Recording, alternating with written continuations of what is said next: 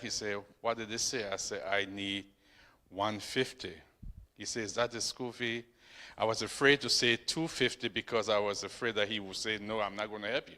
So I said, no, it is 150. He said, you sure? I said, but that 150 I need because I had already saved 150. All the money I've got, I saved it because I wanted to make sure I go to school. And he went to the school and found out the actual fees. He said, so I know what the fees is. The fee is 250. I said, yes, but I just want 150. He said, why? I said, because I saved the money. He said, no, I will pay your fees. And that was a blessing. That was a relief.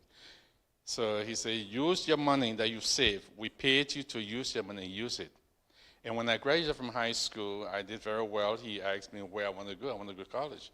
He said, any college you find, you select it. And I went to college, and I graduated. And based on my performance, I was given an opportunity to come to the States to do my master's.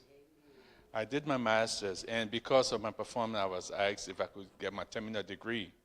But all of those things was just because of what you guys did. By approving or sending Dr. Drainer and his family to Liberia through that, you've blessed me, you've blessed so many other persons.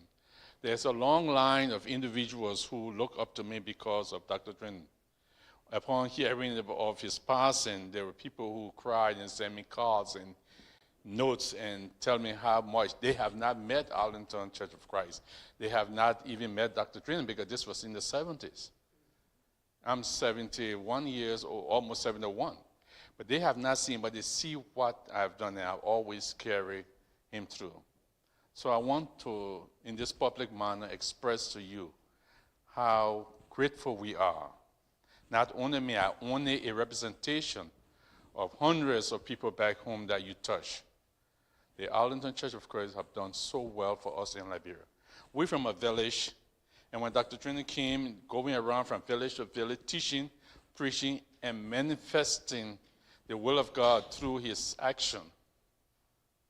The story I just told you did not come with the Bible. He did that on his own. So that was what he did. He helped people. You know, when you give people spiritual food, our people need the physical food as well. And it is very difficult to discern the two. There are people who cannot do that. They are there to preach, they preach, and whether you have eaten or not, they care not. But the Drainers were not that. And I want to say before I take my seat, I was the first person that Tommy preached to. I was 15, Tommy I think was 7, 6, 7, or 8. He would insist, because I was working for his dad now, he would say, sit down, I want to preach, and I would sit there. And he would preach, and after preaching, I would have to critique him. Of course, I have to be very lenient, say, yeah, that was good. But now, I've watched his video, I've watched how he has grown, how he has perfected his craft, and I think you are fortunate enough to have little Tommy here doing that.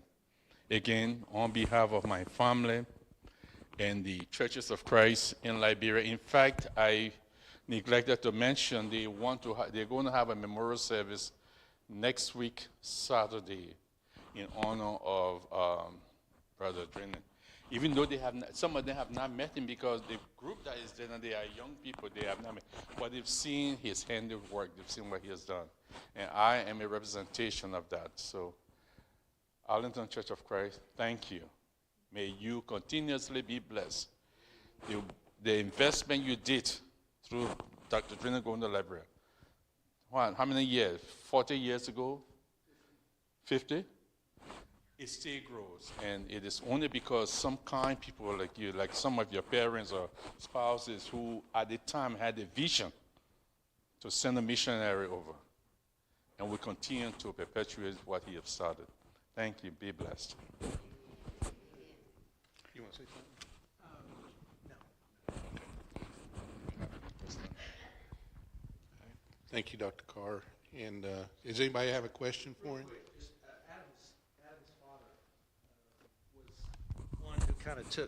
Adam's father was one who kind of took mom and dad under his wing and told them the taught them the ropes a little bit, being in a different culture, and just have so many memories. I have memory of standing Adam's ironing clothes, and I'm standing in front of him preaching. I can see it right now, and almost smell it and feel it. But also just the hours we spent in the cars home. He had a farm. Brother Carr had a farm right outside Flela, and Mom and Dad learned so much from the cars, just about. We don't understand. What are the mistakes that we're making? What are the things we're doing? And the cars were people that I've heard Mom and Dad talk about. Were people that spoke truth to them. When they needed to correct them and say, no, we do it this way here, and we do it this way. They did that. So anyway, yeah, just a long partnership and friendship, and we are so grateful for Adam taking the time to come down and be with us and just spend time together. And he read us a tribute that the Flela Church of Christ wrote about Dad, and in that they send their condolences to this church as a whole. So the church there in Flela has sent their condolences, and then, as Adam said, they're going to have a memorial service next Saturday for him. So, thank you. Yes, thank you, Dr. Carr. And, it's certainly glad to have you here and share with us all that y'all have experienced under Dr. Tom and the growth you've had since. I mean, we're all God's family. So this is us collectively. We're all part of the same kingdom and same God. So we're so glad we can bless other people, and hopefully one day, if we ever needed it, somebody'd bless us with this through God, and I know they will. They will carry that on in Liberia. That's where it all began. So for Dr. Carr, thank you. I have to say one more thing that Adam told me. I hope he doesn't mind. I hope you don't mind me saying this, but just one thing. This is one of those things that happens in the kingdom of God and passes on, is that now Adam has a foundation where he helps students go to school in Liberia to pass on what was done for him, and pays it forward just to people. And he's told me a few of those stories on the way over here tonight. Just I mean, that's what the kingdom's all about right there. So yeah. Well, I can say I certainly understood that with. Oh, go ahead.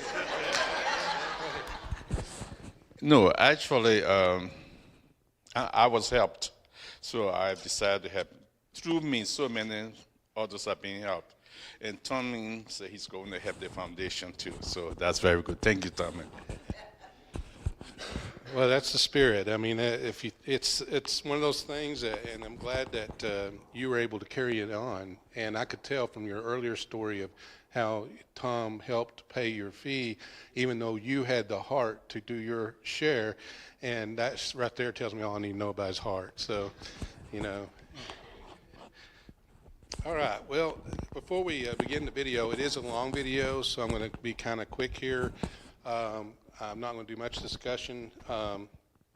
We do need to quickly identify if there's anything we need to pray about. That's something important here we don't forget. So is there anything we need to pray about this evening before we begin? Joe Grotto is still at Fort Sanders. Hopefully tomorrow he might be released. Keep your prayers. He's got a bad infection in one of his heels. They had to amputate the toe, and that's what Okay. Joe Croto and infection. We'll need to pray for him as he continues to struggle with health. All right. Anything else? All right. If not, we'll remember Liberia too in their prayer. If not, let's go ahead and open up a prayer. Our Heavenly Father, we're so grateful to be here this evening to share with one another your love, and Father, the ideal of the kingdom of God, and how we will one day be together as part of your family and in heaven. We are already under your family and kingdom on the earth, but we're divided physically, and spiritually we'll be all together then, and that will be such a wonderful day. And we're so grateful for your love and the fact that you cared that much about your creation to create that for us. Father, we know there are times we fall short of what you desire of our hearts. We ask your forgiveness for those times we fall short, but we know you've already provided it, but we ask anyway. Father, we also want to remember, as we mentioned, Dr. Carr in Liberia and the folks there. We want to lift them up. We are so thankful for them. We're thankful for Tom and the impact that he was able to bring to them on behalf of us here at Arlington, but most of all, on behalf of your kingdom. Father, you're the instrument involved in all this happening. Father, we also remember Joe tonight as he struggles with his health. We want to lift him up, be with his family, and we pray that he can recover from this and improve in his health overall. Father, we love you. We thank you for the class we're going to have, and may we grow spiritually from the lesson. We ask these things in your name, Son's name, Jesus. Amen. All right. So quickly, we're just a quick review. Leland taught last Wednesday. We're in this Adam to Noah session. And it's Tim, what was his last name, Tim? Mackey, that's right. I knew it, I just couldn't remember it for that moment. But Tim Mackey, who wrote the Bible Project, is who we're listening to this study through. Last week, Leland brought the study of the ideal of God creating Eve and how that came about and why it came about. It wasn't good or not. What was the word for that? Remember what the word was? Not good. It wasn't raw. Raw is something different, but not tov. Tov is good, and that's according to the Hebrew interpretation. So not tov. It wasn't raw, but it was not tov. And I think I get where he came from that, because I had that same question. That was a good point. What's the difference between raw and not tov? You know, it sounds like it'd be the same thing. But remember, we're talking about different cultures and different ways of seeing things and writing things. Even though God's speaking to them, we get the gist of what's being told, but sometimes we misinterpret. And I think he's going to talk about that quite a bit tonight, because tonight he's going to talk about the same ideal of Eve and how Eve comes about, obviously because it's not good, it's not tov for Adam to be by himself, and it's not going to be possible to complete the task that God had set forth. So everything was created good, but there was not a way to create the finishing product without Eve. And so God says, I'm going to create and the term for that he uses is, well, that's male and female, but the Ezer, that's right. Yeah, Ezer is the word. Helper is how it's been kind of interpreted and translated into English as helper. But the problem with that is, and you're going to see in here, is that our idea of help or helper may not necessarily be the same ideal as the Hebrew word for the Ezer. And in this particular case, Ezer really is more directed from about God's helping, okay? So Eve is part of what God created to help. So we kind of said, well, Eve's a helper, but the truth of the matter is she is an equal, is what we're going to find out. She was a completion of what one couldn't do. It would require two. For example, be fruitful and multiply. Okay, it was part of that. The other part of it is I think in the image is what you're going to see, the image of God. Because God is one, but God is also what? Three. We understand that from the Trinity. So the same thing is going to be brought up here, except this is an image of God, so it's not good until it completes that image of God. And then she's going to be a mirror image of him. And you're going to see all these. I just want you to be aware of it and get it when he starts talking about it, because it gets pretty deep in there sometimes. Also, the word tardama is going to be brought up, Tardama. Tardama is a deep sleep, okay?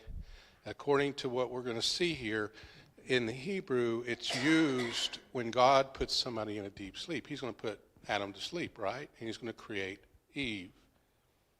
So Tardama is the word they're going to use there. It's a special sleep. It's not an average sleep. There's a different Hebrew word for just average sleep. This is a divine sleep, kind of, a God sleep. And then another word that he's going to use is how we've interpreted it as she came from the rib, taken from the rib, but that's the English translation. And he's going to show us steps in here why it may be not the appropriate way of looking at it, because really it's a part of Adam, or half, and he'll explain that. So watch for that. Okay, it's pretty good stuff when you start looking at it. So I want to get the video started. That's kind of a brief, make you aware, so you can kind of keep up with it as it comes out, because it does get deep. Any questions? All right, let's go ahead and start rolling that, please.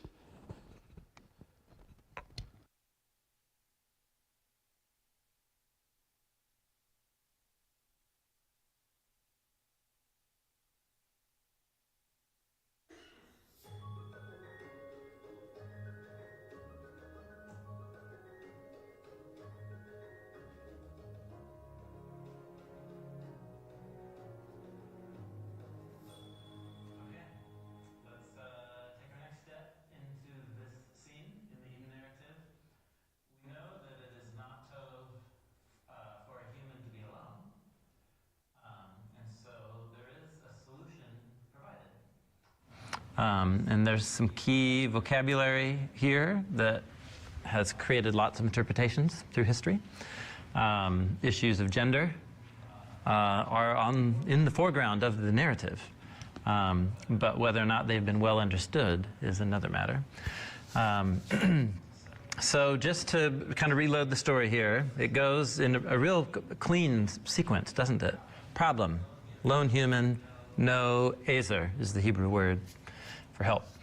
So you get this three-step, Yahweh forms the creatures. Human names the creatures, calls their names, no, still no, Ezer. Second part of the solution, he passes out. The lone human passes out at Yahweh's doing, and there's some kind of surgery, whatever happening, we'll talk about that. But the point is solution solved. By the end, in fact, there's a little poem, a little song. It's like a musical, right? The human breaks out in song because there is one that is both like and yet different from. And then the narrator speaks up and says, dear human, well, I guess dear human, dear reader, who is a human, here's a takeaway from this, verse 24. Okay, so first let's zoom in on this help counterpart. Most English translations, I'll just kind of survey the scene here. This is Genesis 2:18, is that right? Yep. 2 verse 18, yeah.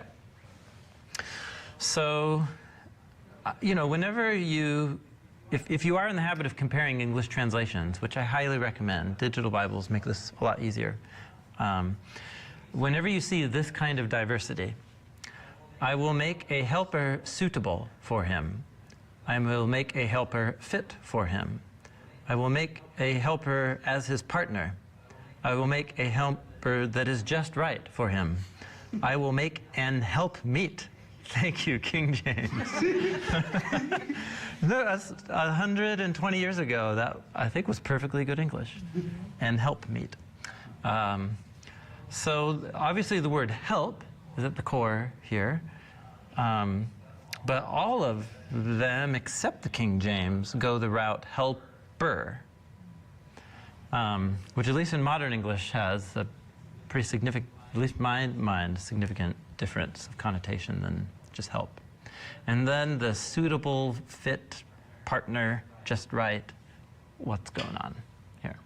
So, shall we? Quick concordance session. It's actually surprising at how easy and quick you can do a survey of this word, and surprising for how counterintuitive it is. So the word, the noun, help, appears 21 times, just the same exact noun that's used right here. There's also a verb, azar. So the noun is ezer, and then the verb is azar, and that's used quite a few times too. The word ezer is actually a common element in Hebrew names in the Old Testament. So Abraham has someone in his house named Eliezer. He brings him up in Genesis chapter 15. When Samuel rescues the people from the Philistines, and there's Ebenezer, yeah, and then Ebenezer Scrooge and the whole thing. But Ebenezer is the stone of Ezer, the stone of help, because it's where God helped. Anyway, so Ezer, it's a thing, you know. I'm just going to point out the contexts here. Moses names one of his sons Eliezer, for God was my Ezer when he saved me from the sword of Pharaoh. Deuteronomy chapter 33, this is Moses' poem about the tribes of Judah, and he says about the tribe of Judah, Lord, hear the cry of Judah, bring him to his people. With his own hands he defend his cause. O God, be an Ezer against his foes. Deuteronomy 33, there is no one like the God of Jeshurun, which is a wordplay. It means the upright one. It's almost always sarcastic, though, because there's not very much upright about the people that it refers to. But nonetheless, the God of Israel rides across the heavens as your Ezer. Are you noting a pattern here? Deuteronomy 33, bless the Lord Israel, a people saved by the Lord. He's your shield, he's your Ezer. Hosea 13:9, you are destroyed, O Israel, because you are against me, against your Ezer. Ponder that one. The thing that has the capability to save you is the thing that you are against. Yeah? Psalm 20, may God send you Ezer from the temple. Psalm 33, we wait and hope for Yahweh. He is our Ezer and our shield. Note the repetition of military conflict motifs here. Famously, I lift my eyes to the mountains. Where does my Ezer come from? My Ezer comes from Yahweh, maker of heaven and earth. Blessed are those whose Ezer is the God of Jacob. I could go on, but what's the pattern? What are you observing? Ezer is God's help. It's God's help. Mm-hmm. So let's take out the word help. It's And- connected to Savior, or saving. Yes. Yep. God is protection. Ezer. Yes. God is our Ezer. It's Yeah. like it seems like I don't know, like an attribute or something that God offers or is himself a vessel of. Yep. In every one of these contexts, it's God that is the Ezer. Mm-hmm. Yeah. There's a small number of places where when in the verb asar, one human azars another, and it's almost always in conflict rescue scenarios. Mm-hmm. Shield was a common image, yeah? Deuteronomy 33, Psalm 33. So there's a protective, and then deliverance in the midst of conflict. So I've really, I don't know, help me with this. The more I sit with this, and every time I go through this list, I'm just like, I know that the English word help has come to be the standard translation. Our English translation traditions are only about 500 years old, going back to John Wycliffe and the earliest roots. So although the English translation tradition is old, it's not nearly as old as the Hebrew Bible. It's not the oldest translation. And I just feel like the word help, I don't know. There's nothing sacred about the word help, but I struggle to find another concept, another word that captures Ezer. Sorry, I was wondering about the use of the word help, or I guess how we interpret help. Because I feel like there's a certain amount of how you understand help. It reveals your own level of privilege. Yes. Wow. In the sense that, like, sure. if you are rich and powerful, when you say you need help, it's coming from people that are below you. Yeah. It's like you need people to do things for you. You need people to go plant your fields or other things, or you need people to bring you things. Yes. But then when you are poor and destitute, when you need help, it's assumed it's from above. And I think often, particularly in the West, and at least in America, definitely, like, as much more of a privileged society, help has come to the former of this privileged, rich and powerful status, which is why, like, say, like in the middle of the 20th century, the help was referred to as like African American women that helped in white households, right? So there's this idea of like help being from below, but then if you are, I guess, Israel being from this kind of more oppressed kind of people group, this humbled lower people group, if you're below, then help comes from above. Yes. And it's like we almost have to like remove our privilege and see things from this other vantage point to even understand what help is to the people that are writing the Bible. Yeah. Thank you. That was so well said. That's a very important insight.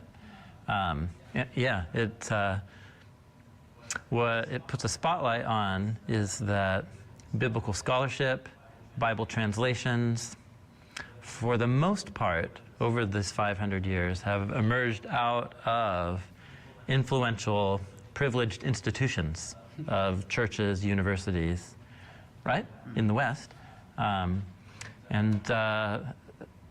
That's just a reality. So the way that biblical language has come into English, mediated through those institutions, is just a historical reality, that we need to be aware of. So it's exactly that factor that's made me wonder if a word like deliverance, because a deliverance is a form of aid, and deliverance from, in these cases, danger, and the fact that shield is often joined to it. I don't know, but it would be something like an interpretive paraphrase, because you're right, the word help actually does a good job at much of what the word is, but your social location will, I guess, shape your perception of what help even is in the first place. Yeah, thank you for bringing that up. Other thoughts about that? I was just going to say, with the examples of these verses, my thought of the kind of limitation of what you said about help, the word, my first thought is sort of like the iconic scenes from Lassie, where it's like, go get help. You know what I mean? Yeah, sure. And it is that sense of deliverance. It is right. that sense of kind of there's a dire need. It's not just an assistance or a chore to do together. Yeah. It's actually Timmy's in the well. Yeah. Go get help. Yeah, It's the stakes are higher. Yeah, that's so. good. That's good. The humans alone. Yes. The humans, no tov. No tov, right? Yeah. Yeah, the ideal cannot take place.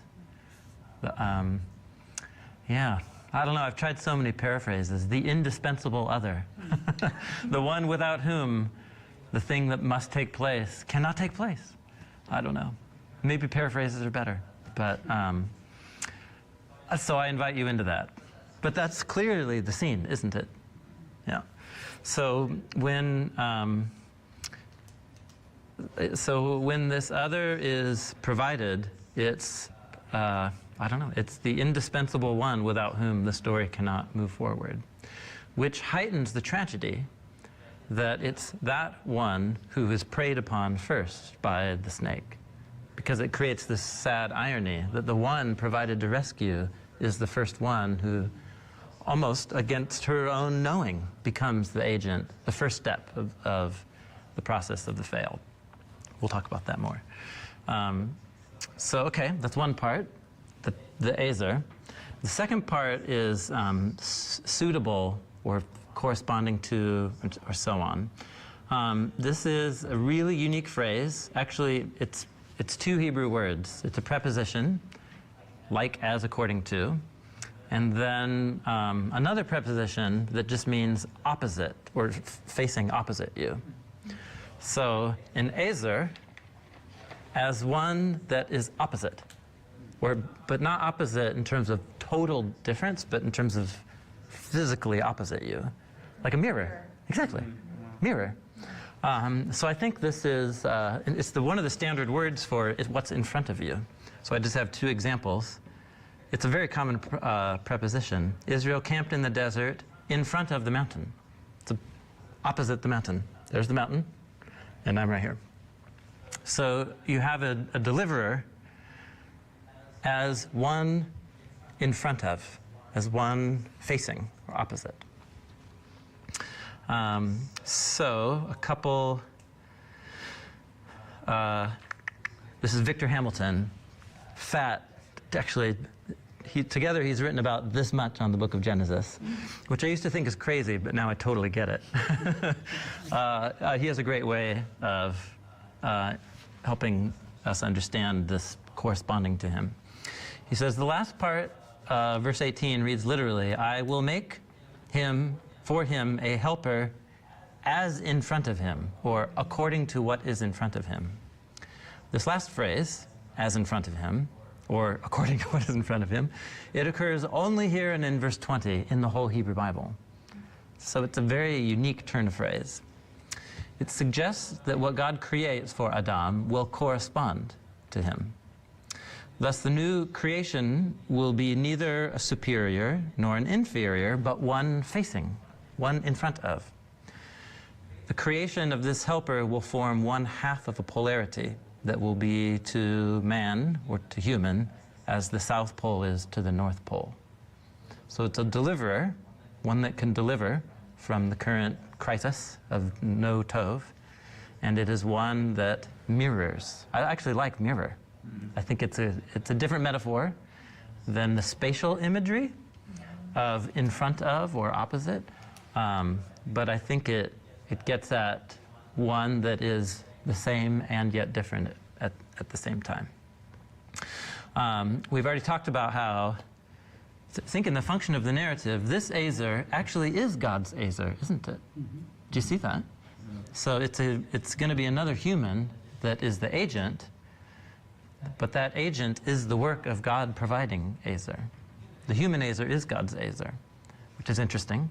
When God provides Ezer in like these military situations, in some of the examples that we looked at, often it's a human agent that comes as the one who embodies God's Ezer. And so in this case, it's the mirror. So let's go back to the scene then. So I will make a indispensable other / deliverer / help that mirrors the human. And so here's the scene. God causes a tardema to fall upon the human. A tardema. And he slept. There's two words for sleep here. So the first word is the normal word for sleep. Tardema. It's a little more intense. Do you want to know some people that God causes tardema upon? In 13 chapters, when God's going to make a covenant with Abram, and these animals are going to be severed into bloody halves and like separated on the ground to create this bloody aisle. That normally two partners making the covenant will walk through. And Jeremiah tells us that when this happened, people pronounce a blessing and a curse. Blessed are you if you stay faithful to the terms of the covenant, and cursed are you, may you become like these animals if you fail to uphold the covenant, and so on. So that's a little intense. It's a little more intense than a handshake. But there you go. So what's really interesting is, actually, this is all connected. Watch this. Genesis 15 begins with Abram receiving a word from the Lord. He just rescued his nephew from some warlords. He did guerrilla warfare in the night with 318 commandos. Rescued his nephew and a whole bunch of people. But you know, it's not a way to make friends with warlords, is to like raid them in the night. And so the first thing that God says the next morning is, hey, don't be afraid. I am a shield. I'm your shield. Your reward will be very great. Abram spoke up. You know, speaking of rewards, I've been here about 10 years in this land that's not my home. And what's that reward going to involve? Since I still don't have any kids, I still don't have any land, and the one who is set to inherit my house is a guy named God is my Azer. Come on, that's good. That's good, isn't it? That's good, isn't it? All right. That's totally the right response. You have to be a nerd to get it, but once you get it, it's good. So this is a later pattern of the Genesis 2 story. This narrative is, on one layer of it, it's modeled after the story of the lone human who cannot do by themselves the thing that God has called them to do. Are you with me? Mm-hmm. So, and Abram has an Azer, but it's not an Azer that can produce children for him. Abram said, listen, Sarah and I have no kids yet. So Eliezer, he's a very nice man. But you know, he's born in my house, he's not my child, and he's my heir. So God says, listen, no, he won't be your heir. Oh yes, you want to know what else is cool? This is going to sound crazy. How many men did Abram take on the commando raid with him? Such great Bible trivia. I'm so sorry to do this to you. He took 318 commandos with him. You know, in Hebrew, the letters are also their number system. And Eliezer is the number 318. It's just kind of like, it's too great. Okay, anyway, that one was for free. So God says, no, I'm going to give you the real Azer.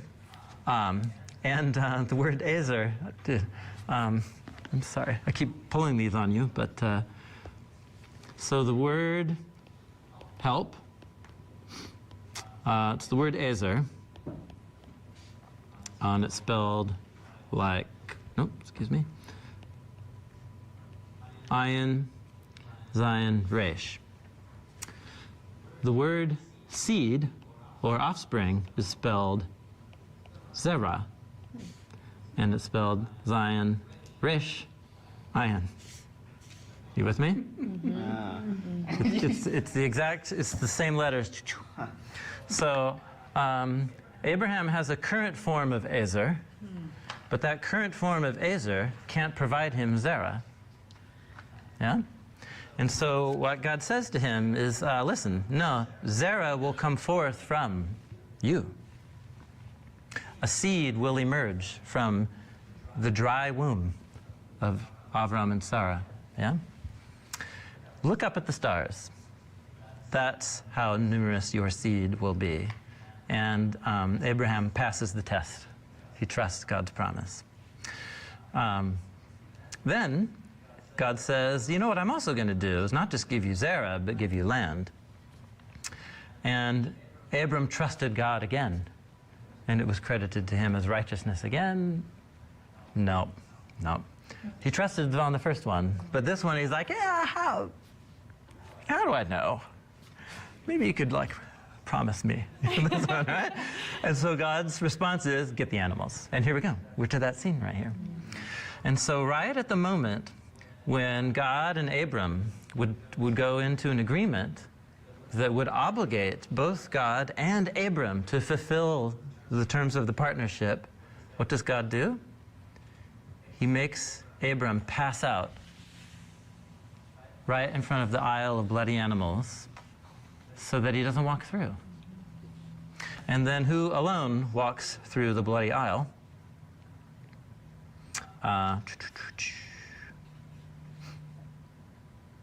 Where are we with me? God makes the promise. Yes. When the sun went down, it was very dark, and the presence of God took the form of this smoking fire torch oven that walks alone between the pieces. The Bible, so strange.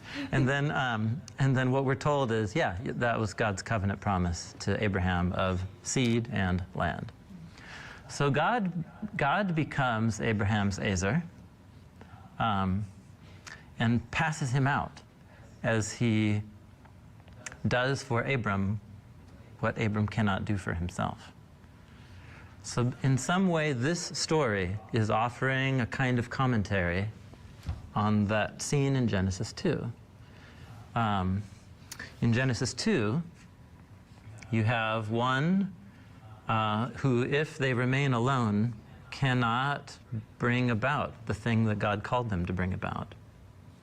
So God causes them to pass out, and God, as Ezer, provides an Ezer through which the divine promise can come into existence. Are you with me? Mm-hmm. I mean, that's the basic thing happening in this story.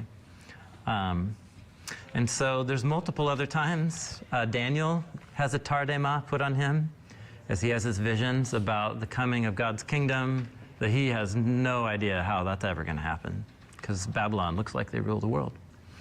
What's also interesting is God sometimes causes his friends to pass out to help them in ways they can't help themselves. There's also a number of stories where God causes his enemies to go into a deep sleep, usually to save and deliver his chosen one in that particular story. So I'll leave those for you to track down. But this is such a good example of how the later design patterns can give you a helpful angle back on what to pay attention to in the first story.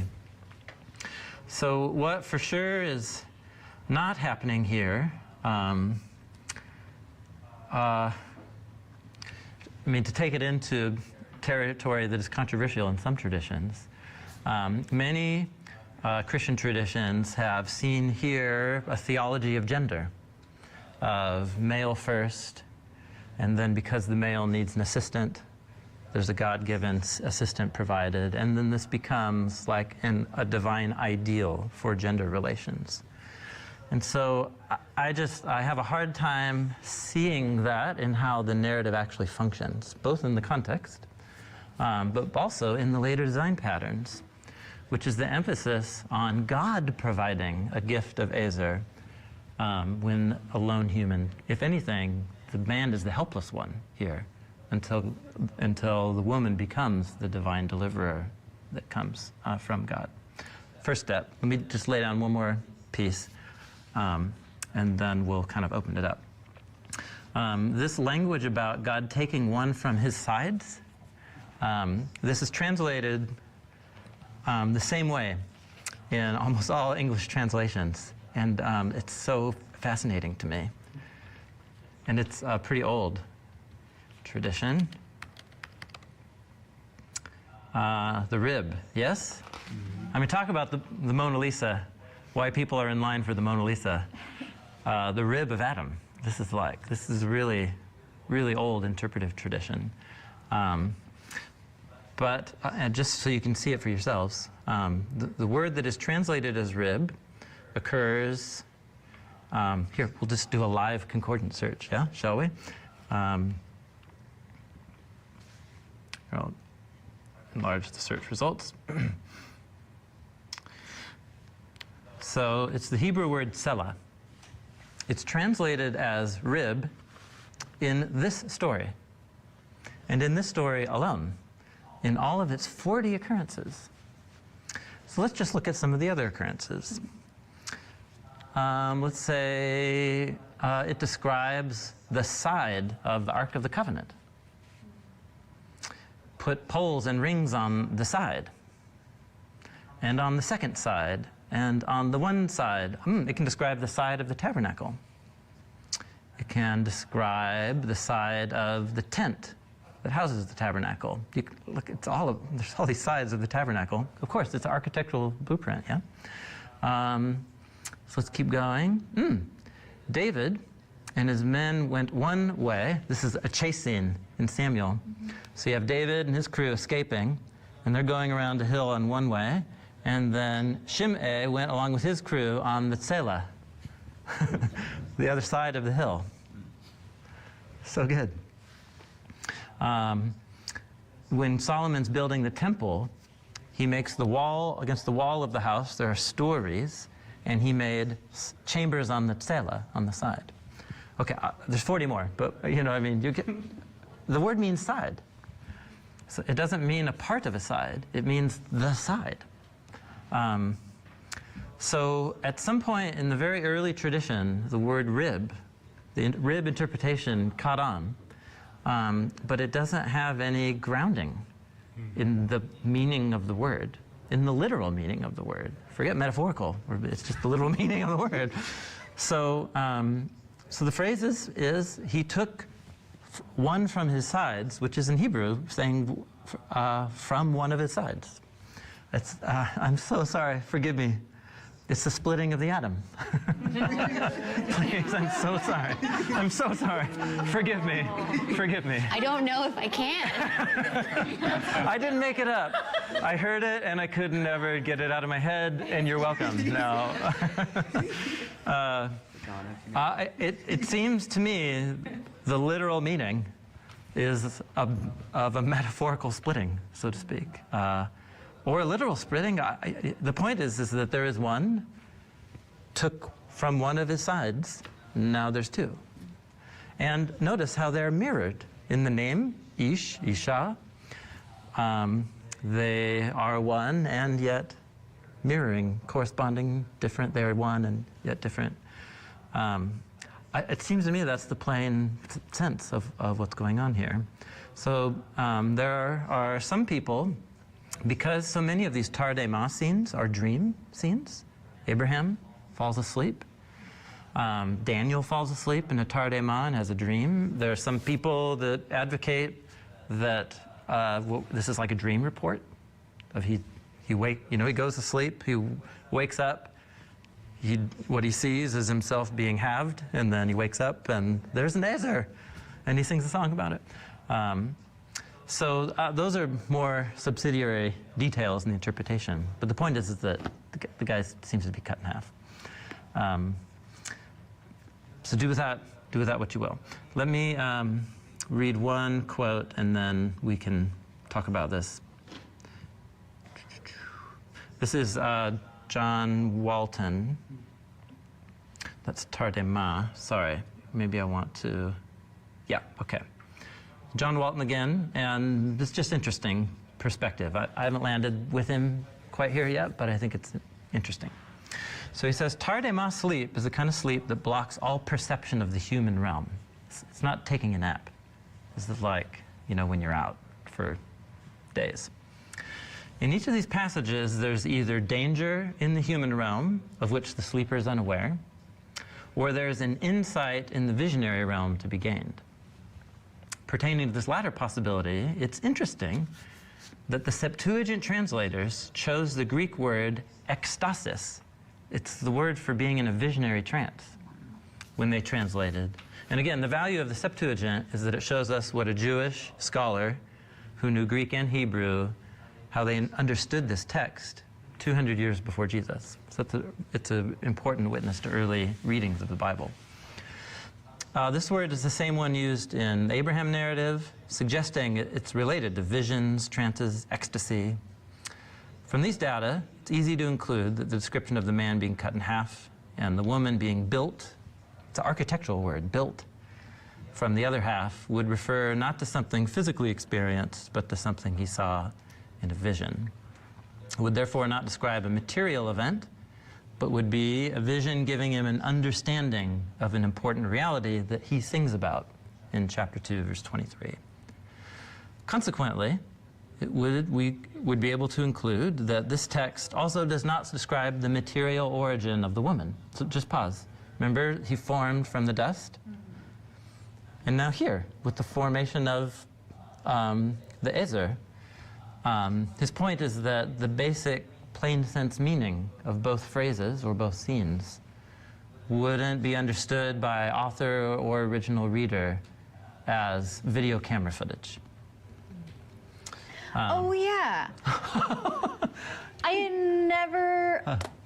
How could I not have known that? Like, because we see that male and female are Yes. created from the dust of the earth, but then there's this whole thing. So, like, the purpose of that, of like the side, is to show Adam like the purpose for which, like really who this woman is, like her purpose.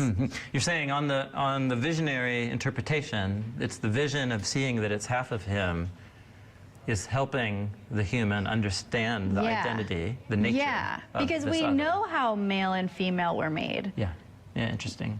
Yeah, you're saying in Genesis 1. Yeah, sorry. No, I want to get your aha here. I want to make sure I understand. Is that the Genesis 1 tells us that human is one and more than one Yeah. at the same time. The question is, what's the meaning of that, Yeah, as opposed to how did that happen? yeah. I understand that this Yeah. story is about, yeah. I'm most of the way there with him. The presence of the Tardema is so odd.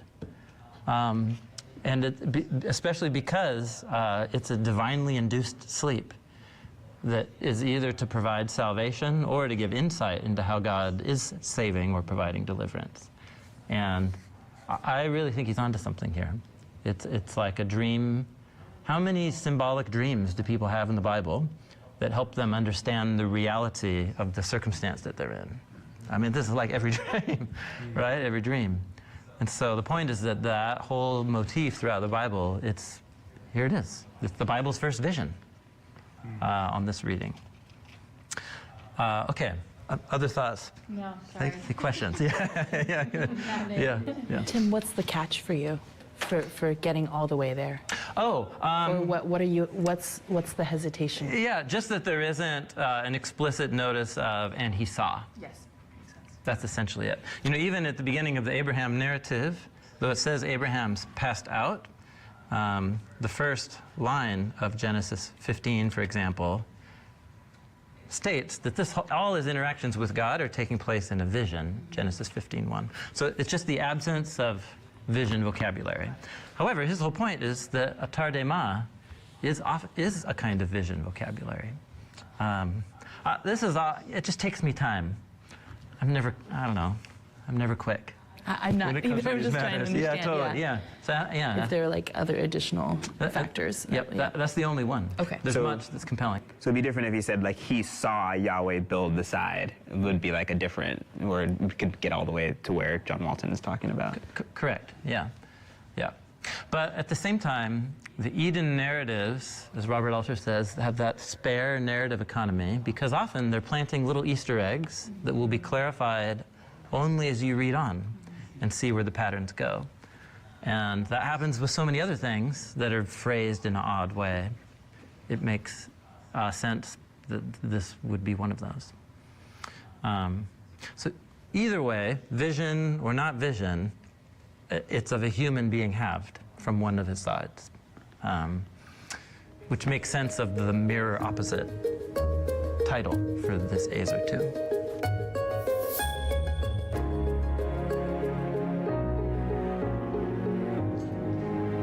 Was that deep enough?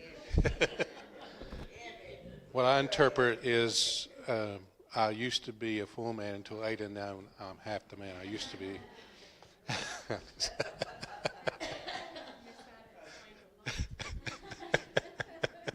No, anybody got questions or want some kind of attempt at clarity? Yes. Just two things come to mind. Should I do this? Yeah, two things come to mind. One thing is the Genesis 15 passage, and this is a little bit off the subject of that, is just, to me, has been life-changing especially the last 15 years, 10 to 15 years, where the vision where God, Abraham has this conversation with God, I don't have a child. You made all these promises, and so far I don't see anything. And first of all, to have that boldness and have that conversation with God. But what God does there is absolutely against every instinct, against every thing that left alone I imagine about God, is in that scene where he says, okay, let's make a covenant. And it's a very ancient, you can read about those ancient covenants. And, and sometime in school I've had to read some of these ancient Babylonians describing cutting animals in half and all of these cuts. So the way they did it, I mean, we cannot comprehend cutting, well, let's get our dogs and cut them in half and we'll make a promise, we'll make a covenant together. But that's how they did. And the fact that Abraham, God just knocked him down and said, I'm putting this on me. It absolutely, the implications of that in my life are being played out. New ways, new things, that's the God who says, this will happen to me if I don't keep my promise. And then we find his son hanging on a cross. That's how far he'll go. And then he sends us. I mean, what we've been learning about missional church is that he says, go out now and do this for the world, because you're going to have everything you've ever dreamed of in this new world. So first of all, that. And then the second thing that comes to mind is that I keep thinking about is, so what does this look like? If a woman didn't come out of a rib, or if a woman didn't come as someone to assist Adam, which is kind of how we've lived throughout the history of humanity, and that's why we have so much anger, and that's why we have so much division, and that's why we have all of these things, because women has kind of been treated like, you came to assist, you came to help. But what if the church lived this out? Heaven and earth meeting, God's intention, then, man, that changes so many things we do. That just, wow, it really does. The implications of that go on and on and on. But, yeah, anyway. I agree with you. The ideal, what I see from the Abraham covenant is God has made the promise towards salvation something we couldn't do. Abraham was put to sleep because he couldn't meet the other end of that covenant agreement. And God said, I'm going to make this happen through you. And eventually, of course, you hear Israel being told, you haven't kept your side, but I'm going to keep my promise. How many times did God do that? And of course, he punishes them, but he always brings them back to make sure the actual promise is completed. And then, of course, Jesus fulfills all that. So that's what I see from the idea. It does kind of look paganistic in the sense of cutting the animals and so forth, but I think God's speaking to us in our terms. Is kind of how I look at it. How you understand things, because Jesus tells us we can't understand anything about heaven until we first understand the stories of what he describes to us on earth. So there's a lot there. There's even more deeper you go. Yes. I have a much lighter perspective on that. It makes me want to believe that he's advocating other scriptures other than the King James Version to be more accurate. I mean, I'm one person who live on King James Version. And so you are beginning to let me look at it differently. Yeah, that's a good point. Again, we're talking about a younger language, 500 years old, he says, English translation from the Hebrew, which is much older. And then you see the Septuagint that he saw and showed us, he even has another translation in there that we weren't necessarily using. So to think that we have it all completely to the point we fully understand it, we're missing the point that our culture, how we act, how we talk, how we right. These things all play a role in how we interpret that translation. So I don't think that you would look at one particular translation and say, that's it.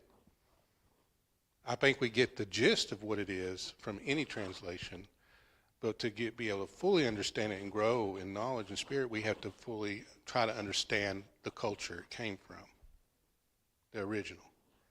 Yeah, and that's from the man side of things. God's still speaking to us. You want to say something, Mark?